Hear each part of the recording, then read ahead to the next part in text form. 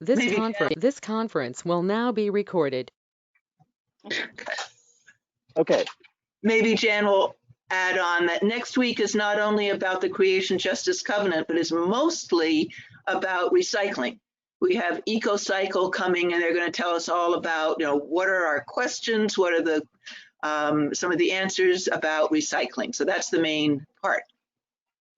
Hey, could I ask how they are coming? They're going to be doing it virtually, or how are they going to, like Marla's here, and is that how we work it now when we have guest speakers?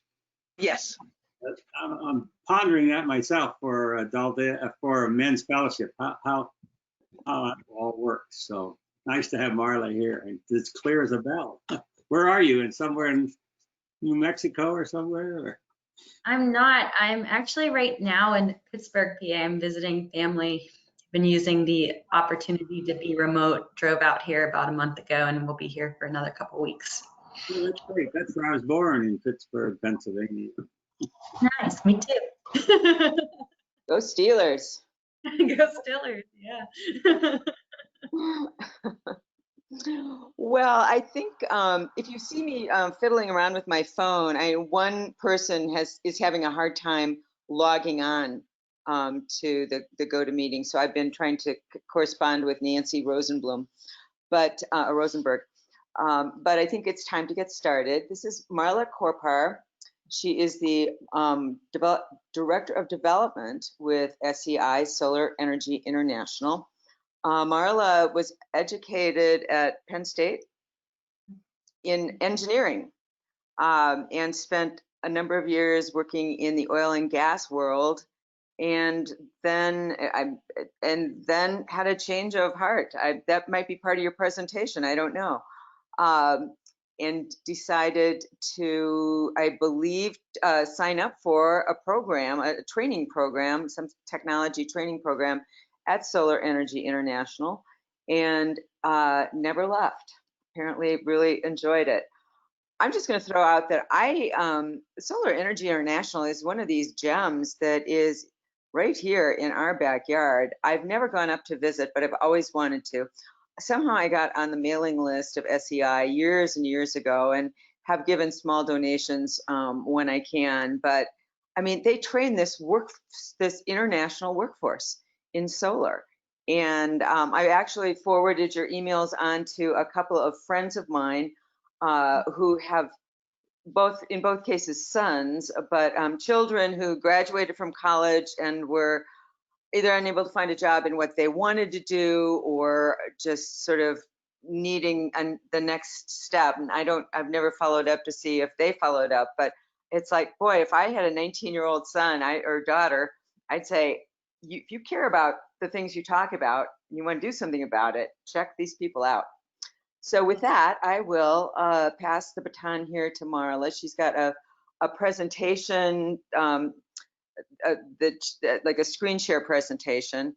I think everybody knows how to use GoToMeeting well enough to know that you can reduce the number of, you can either have the Brady Bunch version or the speaker version, or you can just thumbnail the other participants, which is sometimes, or eliminate them, which is sometimes the thing to do when you've got a presentation like Marla's going to share with us. So Marla, take it away. We're Awesome. So happy to have you with us. Thank you. Thank you, Jan. Thank you so much for having me today. I want to thank Jan and Rush, and especially Jan, who has invited us to be the recipient of Share the Plate. And it's just been a pleasure talking more with you and getting to have this opportunity. So I'm very appreciative of it. Thank you. And it's great to be here with you all today. So looking forward to sharing more about SEI. My thought is, since we have a small group, I don't know how this will contradict with if we want Q&A to be videotaped, but what I was hoping is that we could keep it open. So I have kind of 3 things I want to talk about today: what SEI does as an organization, what our vision for growth is, and that's in the frame of what's happening with the climate crisis right now, and then bringing it back to what we can do as individuals to address climate change in our own lives. So what I thought we would do was have little conversational points if you had questions or wanted to learn more about a particular thing, so I'm not just talking to you. So that's a long way of saying I invite you to, if at any point you have questions or want to have a commentary talk throughout, please don't feel like we have to wait till the end. I love to be interactive.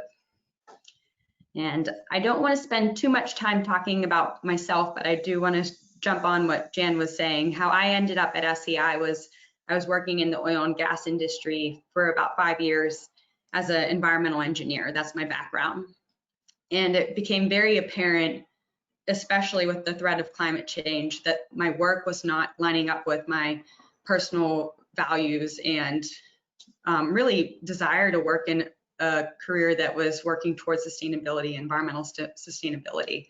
So I interviewed for a bunch of solar jobs across the US, and I got through the process, but I was never hired. So I started asking, what's happening that I'm making it to the interview process but not getting the job? And they're like, you have project management experience, you have the engineering background, but you don't show any aptitude for solar, and we need people in jobs right now. We don't have time to get you up to speed. So I said, great, I can do that. How do I get aptitude? Just show me the way. And everyone I talked to, several different employers said, go to SEI and get training. So that's how I ended up at SEI, first as a student, and eventually I worked in the industry in a sales position and on roofs doing installation, and then had the opportunity to come back to SEI as their development director, which I've been doing for 4 years. So I feel really grateful to be able to work for the company that allowed me to get into an industry that makes me feel really good about my professional life and how it aligns with my personal life. All right, so with that, I'm going to jump into who is SEI. So SEI, or Solar Energy International, we are a global solar training organization. We have a big vision, which is a world powered by renewable energy. And we work towards that by training the workforce. Let's see here. I'm going to start sharing my screen here so you can see some slides. Can you all see some slides? Yep. Great. All right. So SEI was founded back in 1991 in Carbondale, Colorado. So if you think about what was happening with energy in 1991, solar was truly considered alternative. And we had a few visionary leaders that said, solar should not be alternative. It should be a major part of our energy makeup. How do we make that a reality? And they saw the pathways towards that is to train people to actually get more renewables on the grid and off of the grid. And that's exactly what they did. So back in 1991, their first class of students in a year was 50 folks. And they were super proud to have that many people coming to transition into a career in solar. Then fast forward that to today, SEI for nearly 30 years has been training the global workforce. We have 76,000 plus alumni.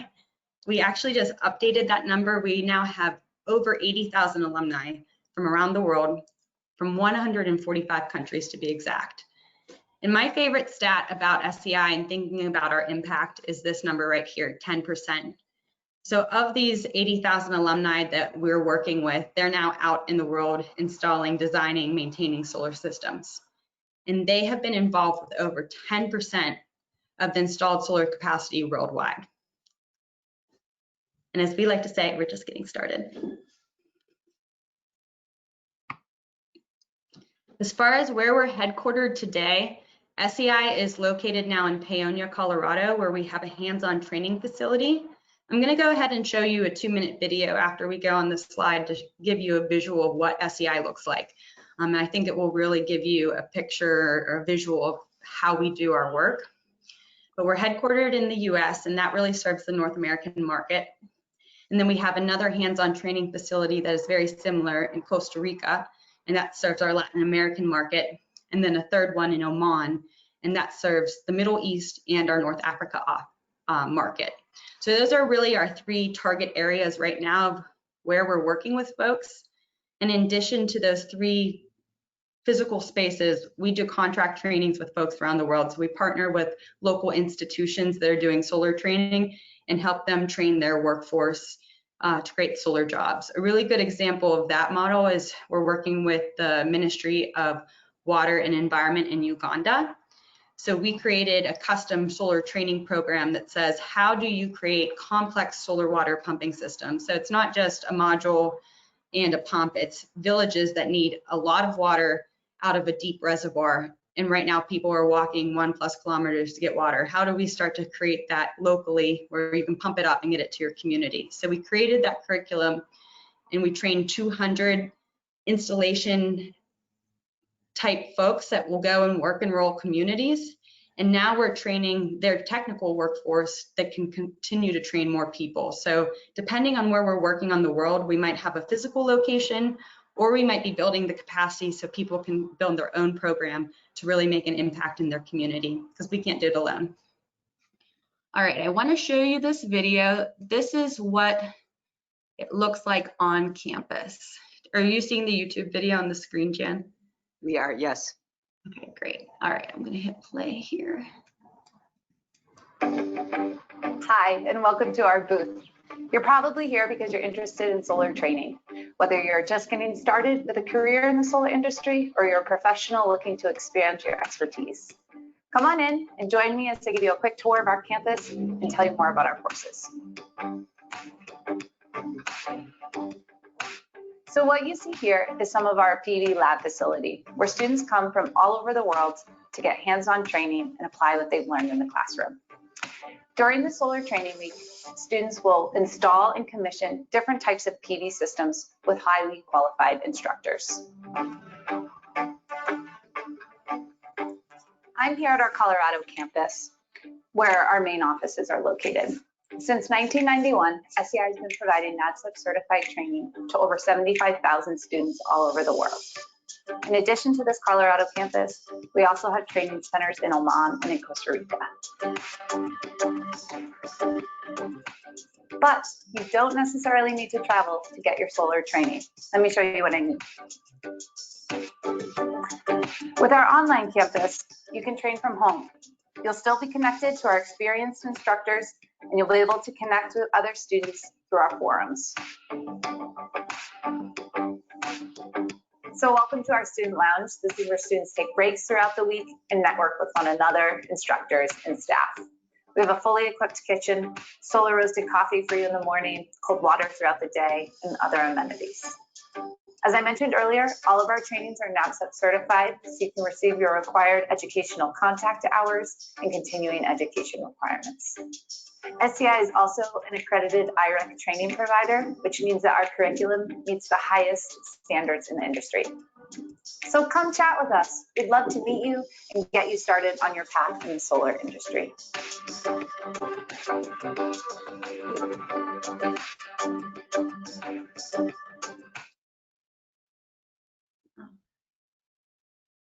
So that is where the magic happens. Our hands-on training facility is also our headquarters in Paonia, Colorado, where we have about 2,000 folks come to our campus per year for hands-on training. And of course, that was pre-COVID. This year, we haven't had any hands-on training at all, but we've really doubled down on our virtual focus and getting folks trained online through theory-based classes, and also starting to show as much interaction as we could in a virtual setting. So for example, going out to our lab yard with an instructor and having a Zoom-like meeting where we're showing them in real time, this is how you install a solar system. This is the wiring components, different type of skills that folks will need to get up on a roof. I want to talk about how SEI does our training, our model or our business model, how we work towards this, because I think this is what makes us really unique. We are a very slim staff. So we have 30 full-time employees about, and they're located, probably half of us are in Paonia, Colorado. Then we have a few at each of our regional campuses, which we have also local partners on the ground there. They run the day-to-day operations. So we offer the technical consulting of curriculum, training, campus design, partner connection as far as who we're working with in industry, but they're doing the day-to-day ops. And where we get our capacity from is through in contractor instructor crew. So everyone who is teaching SEI's course has a day job in the industry.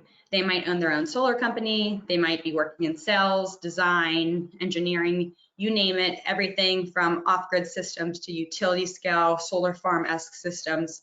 We have an instructor, or likely multiple, that are experts in that area. And the reason we're so proud of this is because what it does is it takes the theory that our curriculum team designs for all of our courses, and they're able to apply it to real world situations and talk about how they're seeing it in their job. And the solar industry is really new. Really, in the past 10 years, it's gone from that alternative perspective to a mainstream energy source. So when folks are thinking, how does something work? It may rapidly change from what was going on a year ago to the technology that we're using now today. So having folks that are in the field doing this right now really allows us to keep what we're teaching fresh and make sure that we're reaching the audience with relevant content. And then getting in just one level deeper on how we do what we do, we have 3 approaches.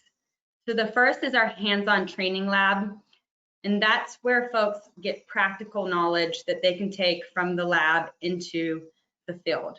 And while our target audience for that is going to be folks working on construction sites, we advise everyone to go through our hands-on lab weeks. And the reason for this is whatever position you hold, you need to be able to speak the language of what's going on in the field to make sure what's happening in the office translates into the field. So that's the way that we approach our training. And with things like COVID happening, now we're starting to ask ourselves, how do we create that in a virtual setting? How do we use virtual reality to show folks how to test systems?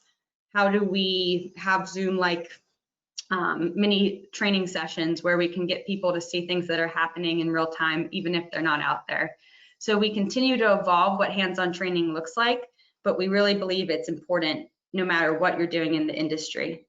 The way that our campuses are set up right now, folks come for 1 week at a time, and they get to work on 3 to 4 systems that are in our campus. So if you think about that visual that was flying over our campus, what you would see there is different types of roofs and other solar setups that you're seeing right now. So everything from what your home's roof might look like to flat roofs like Walmart's and Target's and other big box stores, to utility scale solar that's going to be placed on the ground and replicated.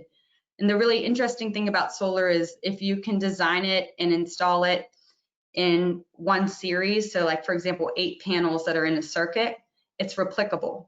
So people learn in those modulated scenarios, and then they're able to go and apply that no matter what size system they're working on in real life. Looking on our online courses, that's really the theory behind solar. So what are the simple calculations you need to do to make sure that your electricity is working as it's designed?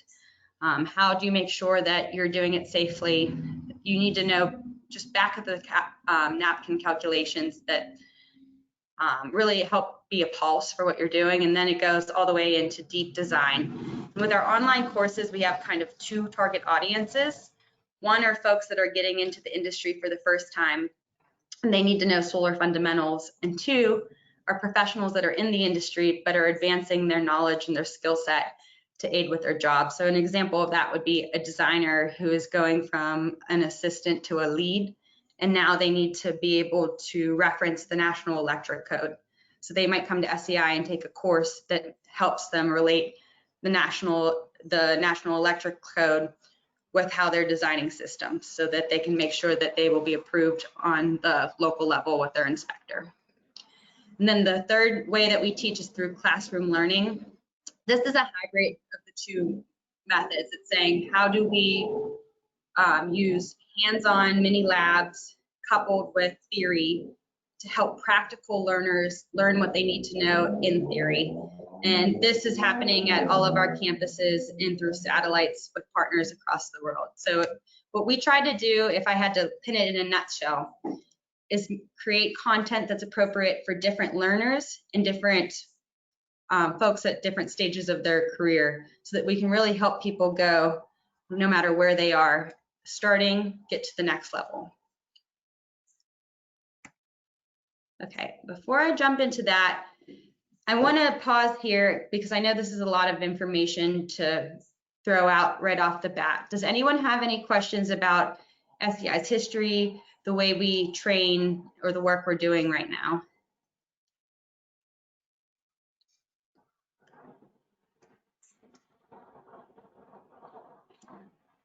Okay, then I'm going to go ahead and keep moving. So I want to take this conversation from how do we train people in solar to where are we going in the lens of climate change. The first thing I'm going to throw up here is this statistic. So back in 2018, a group of scientists got together and published the IPCC 2018 Special Report on Climate.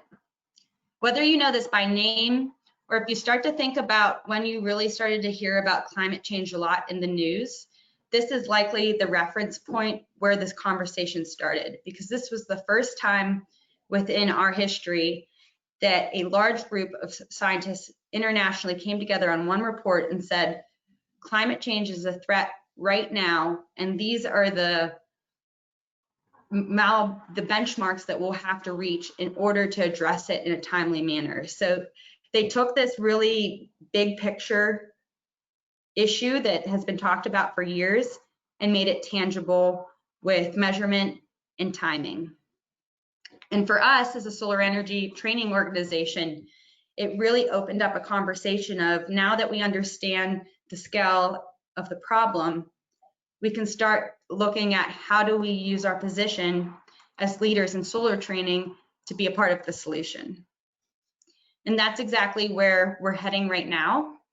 And this number here, I think, is really telling to that question and that exploration for us. So one of the things that the report shared was that by 2050, so in the next 30 years, 70 to 85% of our electricity needs to be created by renewable energy.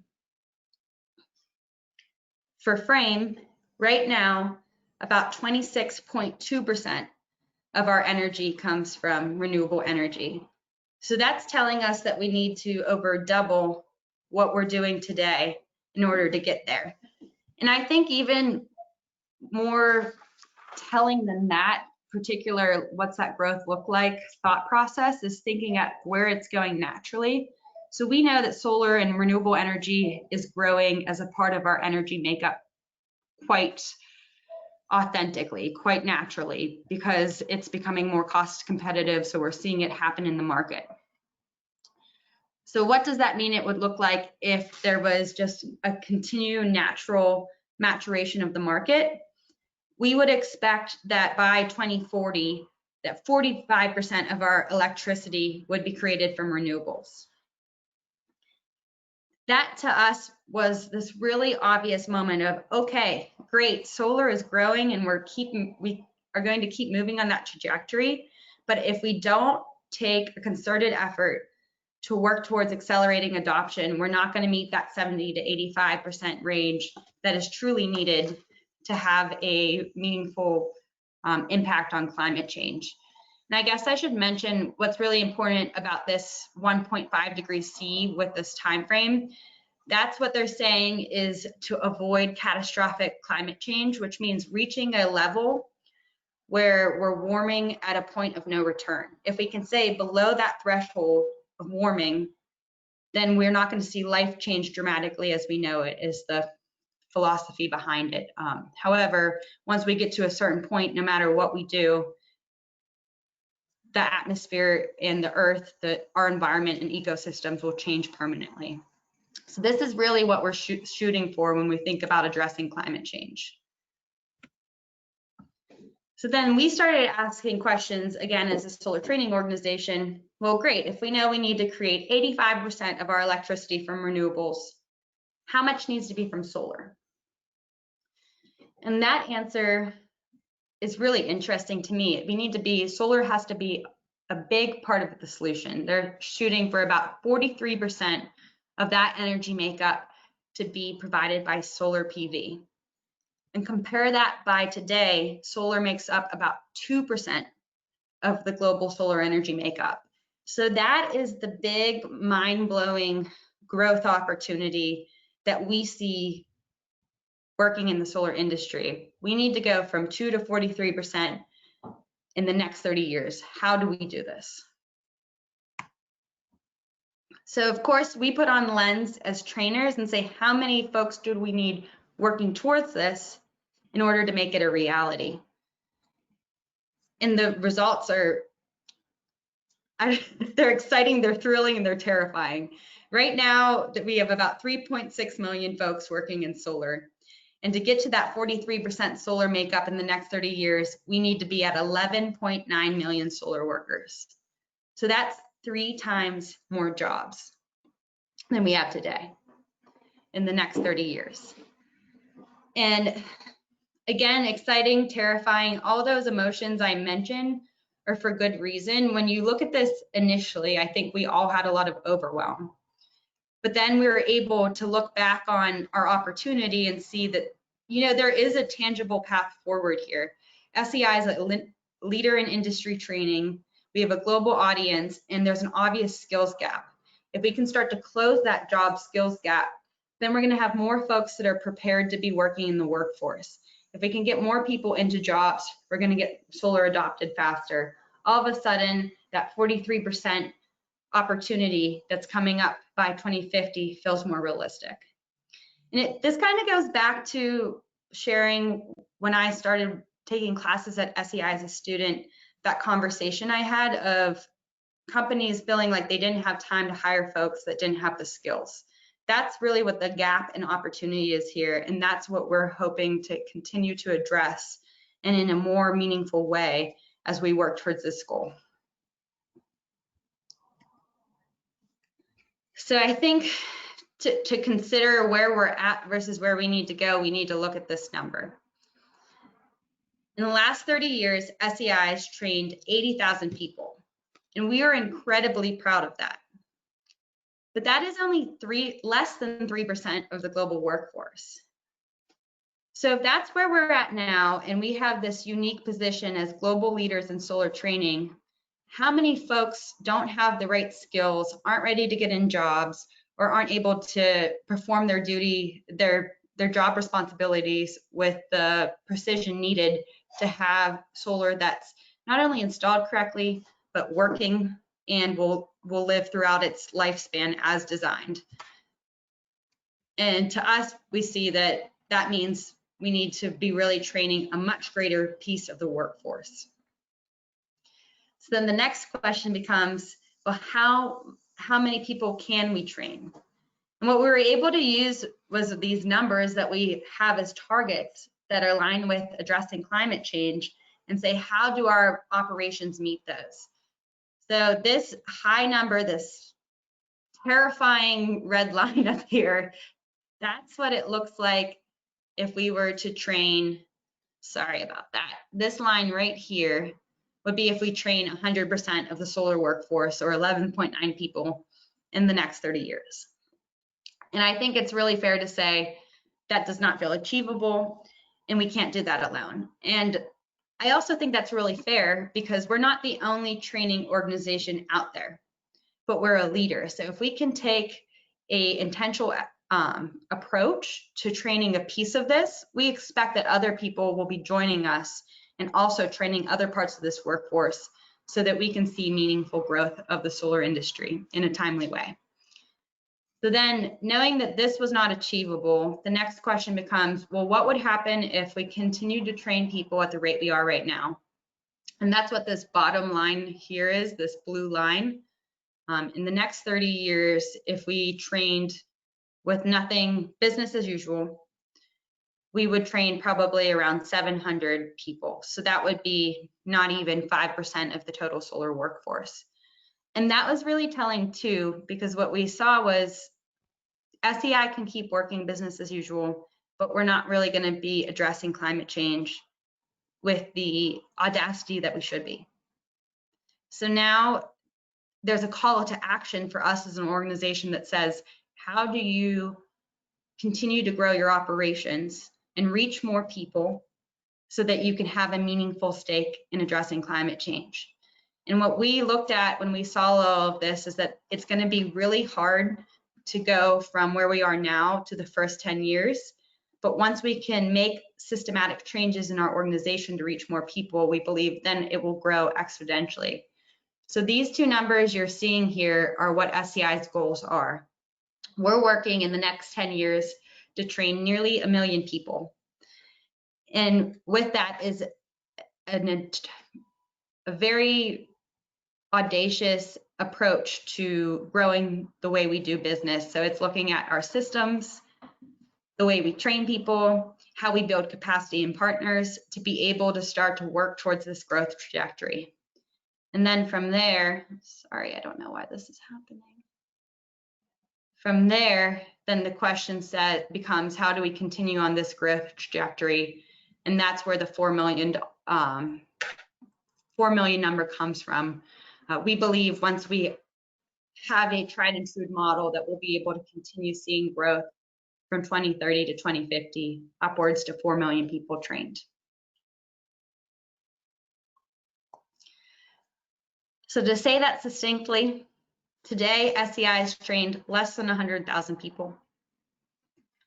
By 2030, we have made a really big commitment to expand our operations so that we can make our training more accessible. And that looks like, from a numbers perspective, training 1 million people.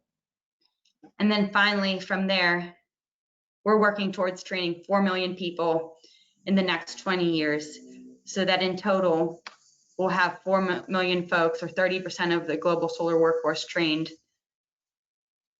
as our piece in addressing climate change.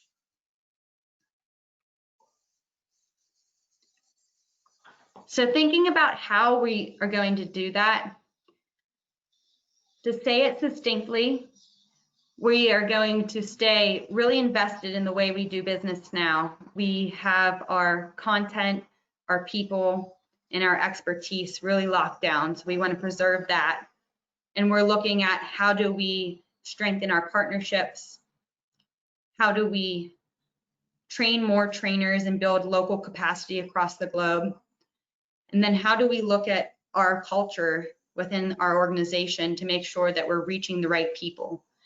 And those questions are really big questions. If we took on any single one of those questions as an organization, it would be a lot. But we realize we have to take on each of them to truly do this in a way that is worth doing. So that's where we're at right now. I'm not going to jump into the details because I think it's going to take me past my time. But definitely, if there's questions, I would love to talk about what our strategy is as we look towards this growth. I'm trying to think if there's anything else I should say, or leave it at that. I think I'm going to leave it at that for now. And before I jump into what it looks like for us as individuals addressing climate change, do folks have any questions?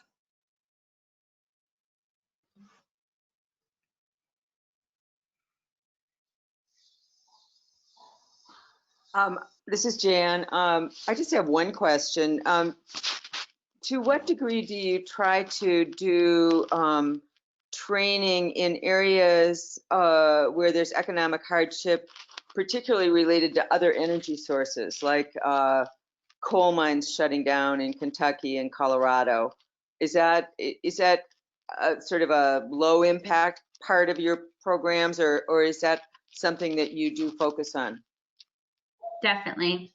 So we have focuses on that right now, but what I expect is, as we're working towards this growth trajectory, it will be more across the board rather than projects. So what I mean by that is, we have one program right now called Solar Forward, and it's focused directly on working with communities at a grassroots level to kickstart solar markets in areas that are under-resourced. It started in our home county, Delta County, Colorado, when 2 of our 3 coal mines shut. We started saying, how is solar something that makes a rural community resilient?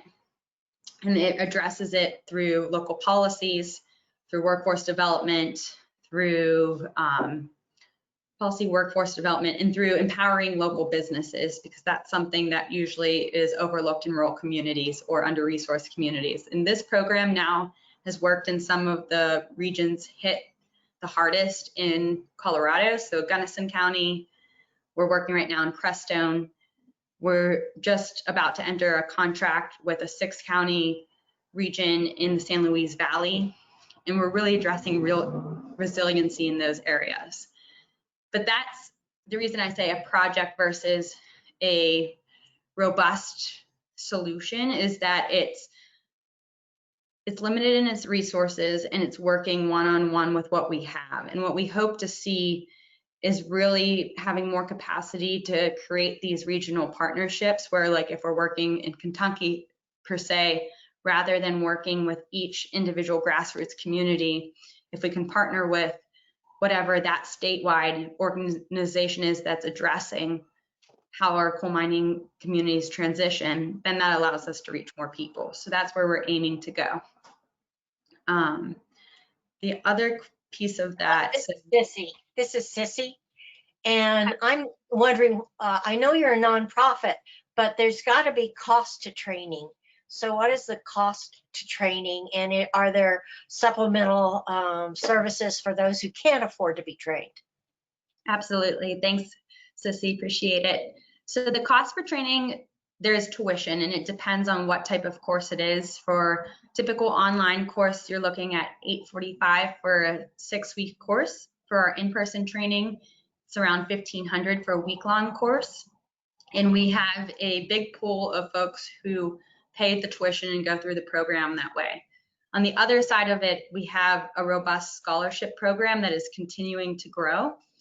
And that's for folks who can't pay for training out of pocket. And it looks different depending on what people's backgrounds and what they're able to make work. A good example in Colorado is we're working with the Kenneth King Foundation. And we're specifically working with people that are underserved right now. So whether they're experiencing homelessness or recently experienced it, have been unemployed or underemployed for a long period of time, they're recently incarcerated and trying to get back into the workforce. Those folks don't only need assistance with tuition, but they also need help with life skills and accountability, so keeping you on track. So in that particular program, we not only give scholarships for courses, we also have resources that are helping with those life skills, and then incentive-based stipends. So once you take this course successfully and pass with this percentage, like basically passing grade, then you get a small stipend for that. And it continues on the growth trajectory into employment. And then we help to place with employment. So really, that's a long way of me saying it depends on who we're working with and what support they need. They might be, we might counsel them through their job training and their tuition support at different levels.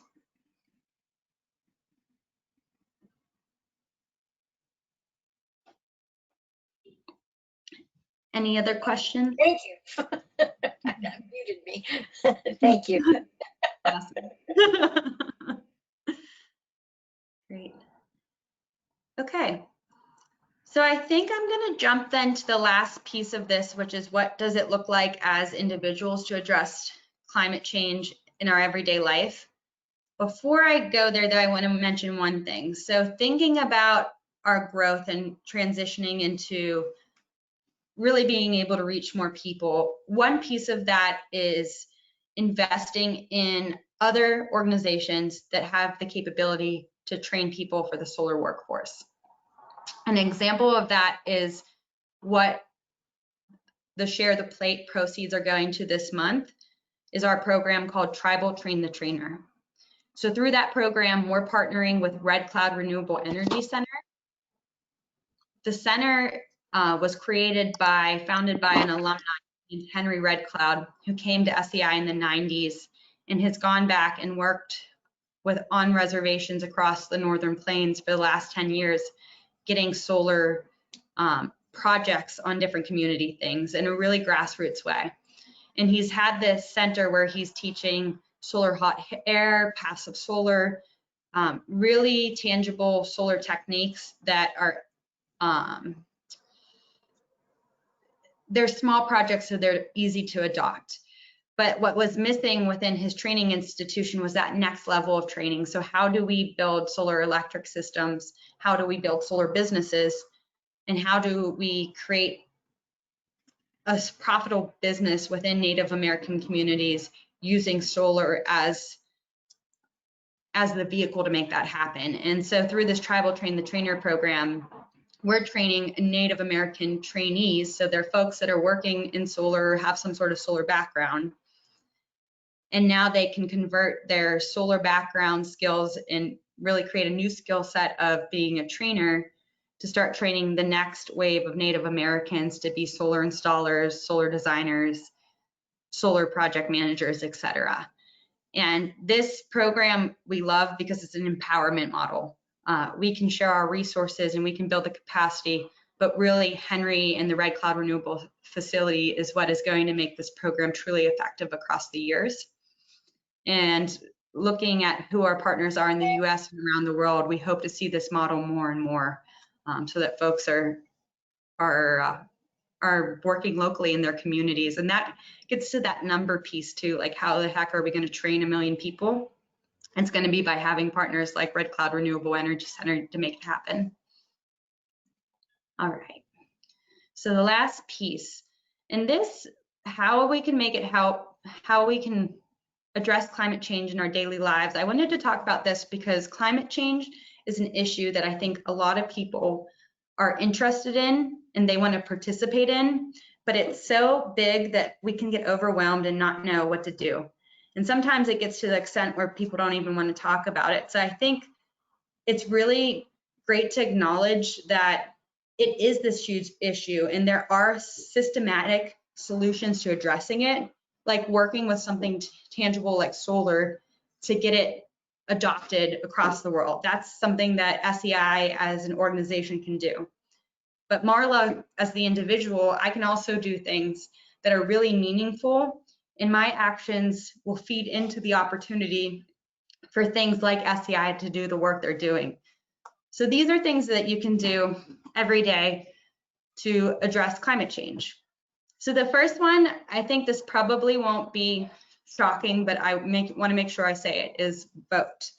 When we think about going into the election this year, it's really apparent that the Biden campaign is the one that has a really aggressive renewable energy agenda. They're looking at getting gigawatts of renewable energy on the grid in the next 4 years. So from a climate change perspective, if that's your #1 issue and you want to see more clean energy being adopted quickly, voting for an administration that supports that is key. And that goes on the federal, state, and local level because there's policies that can be adopted. And even more than policies, there can be funding that's made available that will really get things accelerated. And that's what we're hoping for come November. And I must say, no matter who the administration is, this work will keep happening. And it all comes down to the question of how quickly are we going to see our energy portfolio increase. That's the end result. So on that vein, the next is to ask your state representatives to support solar policy. So when I first started hearing people say that, I was like, great, like I want to ask my reps to do this, but I don't know what to ask for. I think the easiest thing to ask for with having limited knowledge is for them to create legislation and free up funding to see solar policy advanced. And you're saying that at a really high level, that's saying like, you're the legislator, figure out exactly what we need to do, but we need money invested in this now, and we need policy that gets it moving. And I think if you hear that from your everyday constituent, and then you pair it with organizations that are doing a lot of lobbying on behalf of the clean energy industry to see these policies advanced, that's basically saying, I support the folks that are asking for the specific things that will help make this industry happen. The third thing is go solar. And I understand that that is something that is more or less of an opportunity based on both your economic status and your roof capabilities. If you don't own your home, or if you have a bunch of shady trees around your house that you love, you might not be a good candidate for solar. If you have an open roof that receives sunshine, it doesn't need to be south facing. It doesn't even need sun all day. 5 hours is what a typical system needs in Colorado to be effective. Then you are a great candidate for solar. But what else is out there right now that is really helpful for folks who can't get it on their own homes is community solar gardens. And living in the Denver metro area or surrounding area, there are a lot of opportunities for community solar. So my recommendation would be calling your utility. I believe it's Excel, but whoever it is would be calling and talking to someone at your utility and asking them what your community solar options are. And likely, if they have things available, you'll be able to subscribe to a system where they've installed solar on their grid. And by subscribing, you're getting clean energy from that system to offset your electricity bill. And the third thing, and this is really something that I love, and I'm sharing this as an individual, Marla versus SEI, but there's an SEI alumni that started something called the Clean Energy Credit Union. And what it is, it's a bank, and all of the loans from the bank goes to solar energy loans, renewable energy installations, and electric vehicles. So I look at this, and it's such a low risk way to put your money where your mouth is, to open a small savings account and putting some of your money in there. Now you're freeing up that opportunity for loans towards more of these things that we want to see happen. So it's the idea of voting with your dollar, really aligning your everyday values with those type of things. Clean Energy Credit Union is a really easy way to do that. And then last but not least is to spread the word. And what I mean by that is start having conversations with people. Like if there was something that you heard in this presentation you didn't know before today, like, wow, I didn't know that solar was 2% of our energy makeup. Having those types of conversations are so powerful because they lead to these other things. They lead to people talking to their representatives, voting and supporting climate action policy, or going solar, signing up for the Clean Energy Credit Union, doing whatever it does that makes sense. So I invite everyone, it doesn't matter how much you do or don't know about solar or climate change or any of these topics. If you're interested, just start talking about it and you'll start learning a lot with your peers, and it will be pretty fun. So I think I'm gonna leave it at that. I have some resources here, like the Clean Energy Credit Union, how to find your legislator, etc. And if you have any other questions about more resources, or really anything about solar or how we're addressing climate change at SEI, I'd love to talk to you more, so please reach out. I have a question. So Jeanette, I'm going to turn off the recording for the question and answer period. So before I do that, Marla, do you have anything else, or Jen, you have anything you want to say before I turn off the recording? No, I'm good.